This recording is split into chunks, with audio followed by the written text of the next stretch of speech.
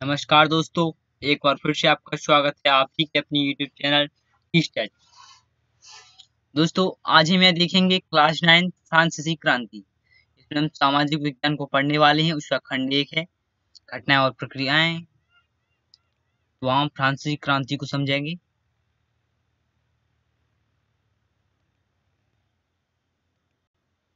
चलते हैं हम। देखिए, इसका थोड़ा सारांश मैं आपको बता देता हूँ फ्रांसीसी क्रांति का, उसके बाद हम इसको समझते हैं। तो हमारे चैप्टर का नाम क्या है? फ्रांसीसी क्रांति। आपको दिख रहा होगा, ना दिख रहा हो तो मैं थोड़ा इसको जूम कर देता हूँ। अब आपको सही दिख रहा होगा ये फ्रांसीसी क्रांति। 14 जुलाई 1789, ये ध्यान रखने योग्य बात है। 1789 ये आपको ध्यान रखना है। 14 जुलाई 1789 को सुबह पेरिस नगर में आतंक का माहौल था। पेरिस नगर में क्या था? आतंक का माहौल था। सम्राट ने सेना को शहर में घुसने का आदेश दे दिया था। अफवाह थी कि सेना को नागरिकों पर गोलियां चलाने का आदेश देने वाला है। यानी पेरिस नगर में सेना घुस गई थी तो लोगों में डर था वहां। तो लोगों में एक अफवाह बन गई थी कि सेना को नागरिकों पर गोली चलाने का आदेश दे दिया गया है। लगभग, ये बहुत ही मोस्ट इंपोर्टेंट क्वेश्चन है, कब पेरिस नगर में आतंक का माहौल था? 1789, 14 जुलाई 1789। और लगभग वहां 7,000 मर्द और औरतें टाउन हॉल के सामने एकत्रित हुए। टाउन हॉल एक जगह है, उसके सामने एकत्रित हुई और उन्होंने एक जनसेना का गठन का निर्णय किया। जनसेना का गठन करने का निर्णय किया हथियारों की खोज में। जब उन्होंने एक सेना बनाई, जनसेना, तो उससे लड़ने के लिए उन्हें हथियारों की आवश्यकता है। तो इसीलिए उन्होंने क्या किया? हथियारों की खोज में बहुत सारे सरकारी भवनों में जबरन प्रवेश कर गई। अंततः सैकड़ों लोगों का समूह सुबह पेरिस नगर के पूर्वी भाग की ओर पर चला, क्योंकि पेरिस नगर के पूर्वी भाग की ओर बास्तिल किला था। किले का नाम क्या था? बास्तिल। इसको आप नोट कर लीजिए, किले का नाम क्या था? बास्तिल। बास्तिल किले की जेल को तोड़ डाला वहां, जहां भारी मात्रा में गोला बारूद मिलने की क्या थी? संभावना थी। क्योंकि वहां गोला बारूद भारी मात्रा में मिलने की संभावना क्यों थी? क्योंकि वहां कैदी रहते थे उन्हें मारने के लिए, तो उन्हें यातनाएं देने के लिए, और वहां सेना रहती थी, उसके लिए हथियार भारी मात्रा में वहां मिलने की क्या थी? संभावना थी। हथियारों पर कब्जे की इस सशस्त्र लड़ाई में बास्तिल का कमांडर मारा गया और कैदी छुड़ा लिए गए। यद्यपि उनकी संख्या केवल 7 थी। अब इसका मतलब क्या है? कुछ लोगों को समझ में आया होगा, बहुत सारों को, लेकिन कुछ को ना आया तो मैं बता दूं। जो कैदी छुड़ाए गए थे, उन कैदियों की संख्या मात्र कितनी थी? केवल 7 थी। सम्राट की निरंकुश शक्तियों का प्रतीक होने के कारण बास्तिल किला लोगों की घृणा का केंद्र था। निरंकुश क्या है? बेकार, वह अधिक निरंकुश, अंकुश नहीं था उन पर, शक्तियों पर कोई निरंकुश शक्तियां थी राजा की। बहुत सारा कर लिया जाता था, कोई राजा के प्रति भड़काव नहीं कर सकता था। ऐसी निरंकुश शक्तियों का प्रतीक होने के कारण बास्तिल किला क्या था? लोगों की घृणा का केंद्र था। इसलिए किले को ढा दिया गया और उसके अवशेष बाजार में उन लोगों को बेच दिए गए जो इस ध्वंस को वस्तु और स्मृति चिन्ह सजोना चाहते थे। कुछ लोग होती हैं जो किसी अवशेष को रखना चाहती हैं। ऐसे अवशेष देशों में भी होती है, थोड़ी थोड़ी पुराने जो अवशेष बचे होती हैं। जैसे एग्जाम्पल के लिए पुरानी कोई मूर्ति निकल आई तो वो भी स्मृति चिन्ह सजोता है। जो पुरातत्वविद्ता होते हैं वो इसी सजोती हैं। इस घटना के बाद कई दिनों तक पेरिस तथा देश की देहाती, पेरिस क्या है? देश है, तथा पेरिस पेरिस एक शहर है। फ्रांस एक देश है, फ्रांस देश की बात हो रही है। फ्रांसीसी क्रांति। देश के देहाती क्षेत्रों में कई संघर्ष हुए। अधिकांश जनता पाव रोटी की महंगी कीमतों का विरोध कर रही थी। पाव रोटी क्या है? पाव रोटी है रोटी, ठीक कहते हैं पाव रोटी। वहां पाव रोटी कहा जाता है, यहाँ रोटी कहा जाता है। कीमतों का विरोध कर रही थी। बाद में इस दौर का सिंहावलोकन करते हुए इतिहासकारों ने इसे एक लंबे घटनाक्रम की ऐसी शुरुआत की कड़ियों के रूप में देखा, जिसकी परिणति फ्रांस के सम्राट कौन था? लुई 16, जो मैं आगे बता रहा हूँ, आपको बताऊंगा। तो वहां का सम्राट क्या था? लुई 16 था। उसके शासनकाल में ये सभी क्रांतियां हुई थी। को फांसी दिए जाने में हुई। हालांकि उस समय अधिकांश लोगों को ऐसे नतीजे की उम्मीद नहीं थी। ऐसा क्यों और कैसे हुआ? देखिए, ये क्या है? बास्तिल का किला है और जनता इसे ढा रही है तोप से, ये देखिए बास्तिल का किला है और मैं इसकी फोटो आपको दिखा देता हूँ। बास्तिल के किले की मेरे अंदाज में होनी चाहिए। इसको थोड़ा छोटा कर देता हूँ मैं।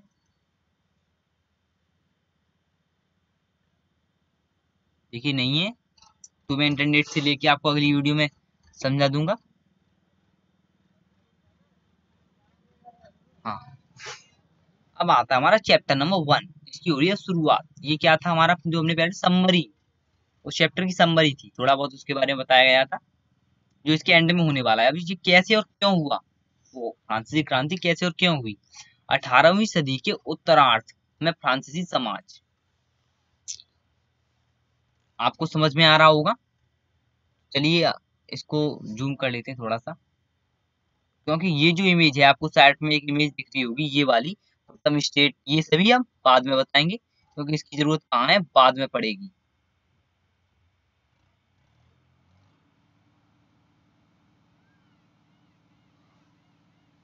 सन 1974 में, सन 1974 ध्यान रखना है आपको, सन 1974 में बूर्बो राजवंश का लुई 16 बूर्बो राजवंश का, सन 1774 में बूर्बो राजवंश का लुई 16, आपको याद रखना है, बहुत ही महत्वपूर्ण है, फ्रांस की राजगद्दी पर बैठा, आसीन हुआ है यानी बैठा। उस समय उसकी उम्र केवल 20 साल थी और उसका विवाह कहाँ किससे हुआ, ऑस्ट्रेलिया की राजकुमारी मेरी एंटोनेट से हुआ था। राज्यारोहण के समय उसने राजकोष खाली पाया। लंबे समय तक चले युद्धों के कारण फ्रांस के वित्तीय संसाधन नष्ट हो चुके थे। फ्रांस के वित्तीय संसाधन क्या हो चुके थे, नष्ट हो चुके थे। मैं आपको एक और बात बताऊं दोस्तों, ये जो मैं यहाँ पढ़ा रहा हूँ वो आपको मत सुनना है, वीडियो को स्किप नहीं करना है। आपसे नोट करना चाहे तो कर सकते हैं, लेकिन नोट करने इतना आप नोट करेंगे तो आपका सिलेबस कंप्लीट नहीं हो पाएगा। वीडियो को आप दोबारा तिबारा देख सकते हैं, आपको ये याद हो जाए थोड़ा बहुत। थोड़ा बहुत क्या है, आप यदि इसको ध्यान से सुनेंगे तो ये कहानी की तरह आपको एक याद हो जाएगा। मैं कल से इसके चित्र भी डालूंगा, इमेज, तो वहां आप देख पाएंगे। जो इसके नोट्स है जो आपको नोट करने हैं, इसके नोट्स में अगली वीडियो में दूंगा, इस चैप्टर को पढ़ाने के बाद इसके नोट्स आपको मिलेंगे। देखिए ये क्या हुआ है,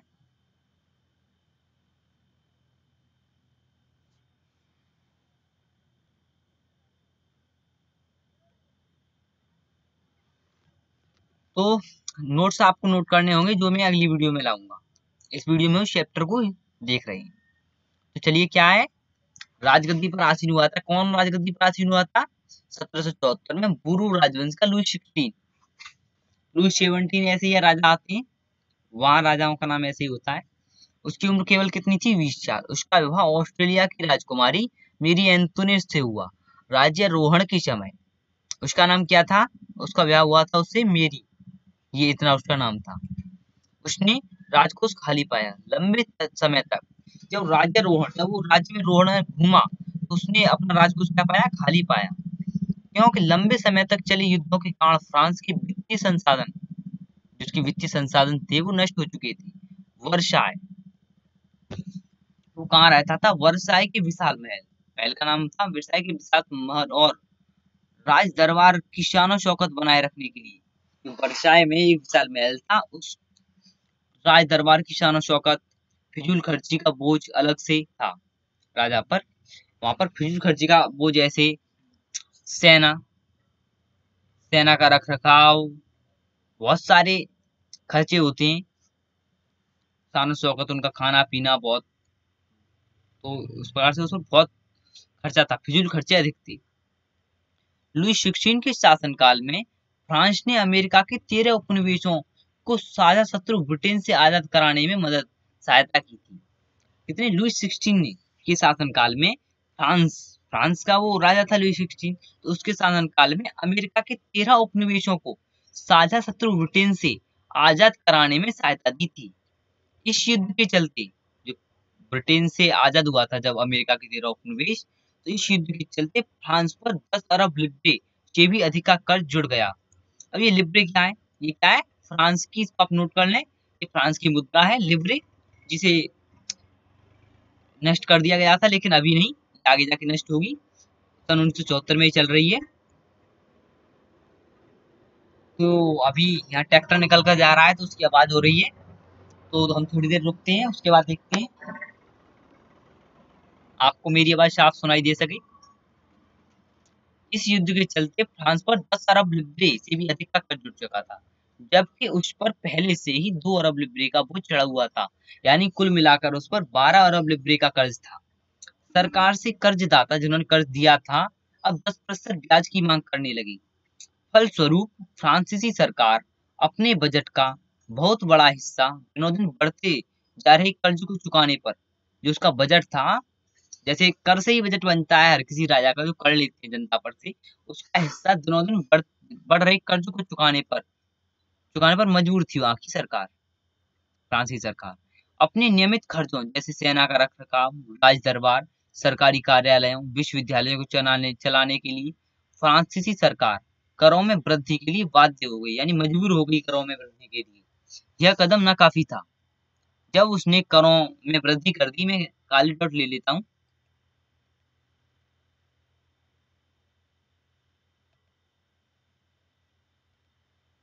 क्या किया था, उसने करों में क्या कर दी, वृद्धि कर दी, तो ये भी कदम नाकाफी था। यानी ये भी कदम, इससे सहायता तो मिली लेकिन ये भी नाकाफी था, ये काफी नहीं था। 18वीं सदी में फ्रांसीसी समाज 3 एस्टेट्स में बांटा था, और केवल तीसरे स्टेट नहीं, एस्टेट के लोग जनसाधारण ही अदा करते थे। तीसरे लोग जो जनसाधारण थे वही कर को अदा करते थे, और जो 2 वर्ग थे वो नहीं करते थे। वर्गों में विभाजित फ्रांसीसी समाज मध्यकालीन सामंती व्यवस्था का अंग था। ये देखिए, ये हम बाद में बताऊंगा आपको, लेकिन जो 3 स्टेटस थे जिनमें कौन कौन देते थे वो मैं आपको पहले बता देता हूँ। चलिए हम उसी की तरफ बढ़ते हैं। ये है हमारा स्टेटस पूरा, आप एक बार चित्र देख लीजिए इसको।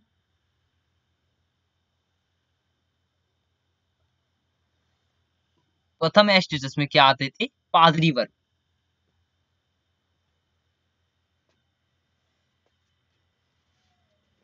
प्रथम स्टेटस में होता था पादरी वर्ग, यानी राजपुरोहित। और द्वितीय स्टेटस में होते थे कुलीन वर्ग।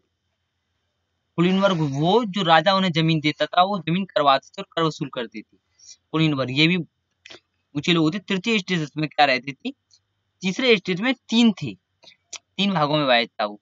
उसमें क्या, बड़े व्यवसायी, व्यापारी, अदालती, कर्मचारी और वकील। उससे नीचे किसान और कारीगर, तो छोटे किसान, भूमिहीन मजदूर और नौकर। तो इसमें क्या था, तृतीय स्टेट यानी बड़े व्यवसायी, व्यापारी, अदालती, किसान, कारीगर, छोटे मजदूर, यही क्या करते थे, कर अदा करते थे। और कुलीन वर्ग और पादरी वर्ग को कर अदा करने की जरूरत नहीं थी, इन्हों में कर की छूट थी, ये जन्मजात छूट थी। जो जन्म से कुलीन वर्ग में पैदा होता था उसे कर चुकाने की आवश्यकता नहीं थी, तृतीय स्टेटस के लोग ही कर चुकाते थे।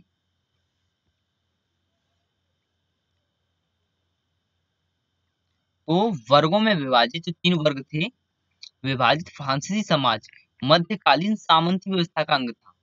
प्राचीन राजतंत्र पद का प्रयोग सामान्यतः सन 1789 से पहले फ्रांसीसी समाज एवं संस्थाओं के लिए होता था।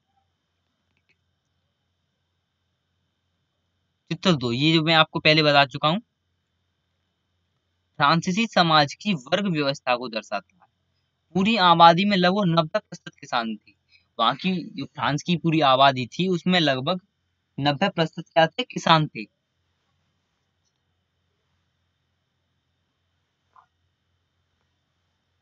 किसान थे, लेकिन जमीन के मालिक किसानों की संख्या बहुत कम थी। लेकिन 90% किसान तो थे, लेकिन जो जमीन के मालिक थे उन किसानों की संख्या क्या थी, बहुत कम थी। लगभग 60% जमीन पर कुलीन और चर्च और तीसरे एस्टेट के अमीरों का अधिकार था। जो 60% जमीन थी उसमें क्या था, कुलीन वर्ग है, और चर्च, चर्च जो पादरी वर्ग के अंदर आती। चर्च क्या होता है, जो चर्च बना होता है उस जगह उनका। और तीसरे स्टेटस के अमीर लोग थे, जैसे वकील, अमीर लोगों का अधिकार था। प्रथम 2 स्टेटस यानी कुलीन वर्ग एवं पादरी वर्ग के लोगों को कुछ विशेषाधिकार जन्म से प्राप्त थे। इनमें से सबसे महत्वपूर्ण विशेषाधिकार था राज्य को दिए जाने वाले करों से छूट। मैं आपको पहले ही बता चुका था कि पादरी वर्ग और कुलीन वर्ग को क्या था, छूट थी राज्य को दिए जाने करों से। कुलीन वर्ग को कुछ अन्य सामंती विशेषाधिकार भी हासिल थे।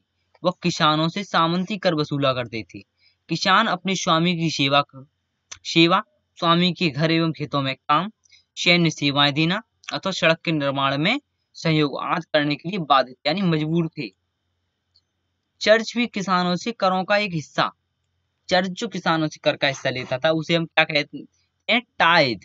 ये बहुत ही इंपॉर्टेंट है, यही एग्जाम में आता है, जो 10th का एग्जाम होता है उसमें ये प्रश्न पूछे गए हैं पिछले विगत वर्षों में, तो आपको ये महत्वपूर्ण है। टाइद, टाइद किसे कहा जाता है, टाइद का एक धार्मिक कर है जो चर्चों के द्वारा किसान से लिया जाता है के रूप में वसूलता था। ऊपर से तीसरे एस्टेट्स के तमाम लोगों को, सरकार को तो कर चुकाना ही था, जो तीसरे एस्टेट्स के लोग थे वो सरकार को तो कर चुकाते ही थे। इन करों में टाइल, प्रत्यक्ष कर, जो टाइल मतलब प्रत्यक्ष कर यानी जो डायरेक्ट राजा को जमा किया जाता था, सरकार को चुकाना पड़ता था, उसे कहते प्रत्यक्ष कर।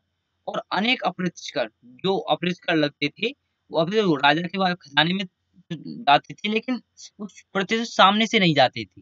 वो किस पर व्यय किए जाते थे, नमक और तम्बाकू जैसी रोजाना उपभोग की वस्तुओं पर लगाया जाता था। जैसे कोई नमक ले रहा है, उसको जरूरत है, नमक तम्बाकू खाने पीने की रोजाना की चीजें, तो उस पर क्या था, वहां पर भी कर लगा हुआ था, तो उसे हम क्या कहते हैं, टाइल। टाइल तो होता है राजा को दिए जाने वाला, इसे कहते हैं अप्रत्यक्ष कर, प्रत्यक्ष कर। इस प्रकार राज्य के वित्तीय कामकाज का सारा बोझ करों के माध्यम से जनता वहन करती थी। करों के माध्यम से क्या जनता वहन करती थी।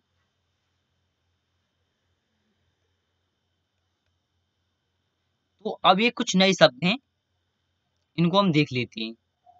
लिवरे, लिवरे क्या है, जो मैं आपको पहले बता चुका हूँ, फ्रांस की मुद्रा जिसे 1794 में समाप्त कर दिया गया था, लिवरे।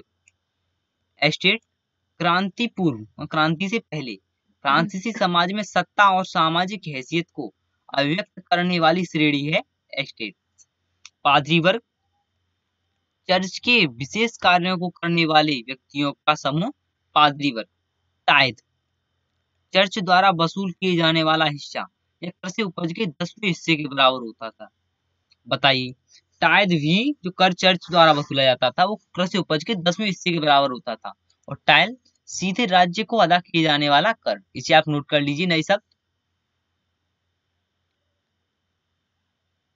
तो हम आगे देखते हैं, देखिए एक चित्र दिया गया है, तो आप देख सकते हैं, ये है, ये देखिए ये कुलीन है, कुलीन वर्ग के लोग हैं, और ये गरीब है, ये वाला गरीब है एक।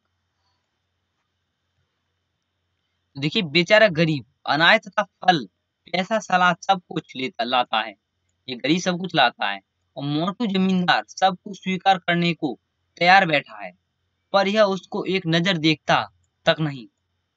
पर उस गरीब को लेने के लिए तैयार बैठा है, लेकिन गरीब को देखता तक नहीं एक नजर।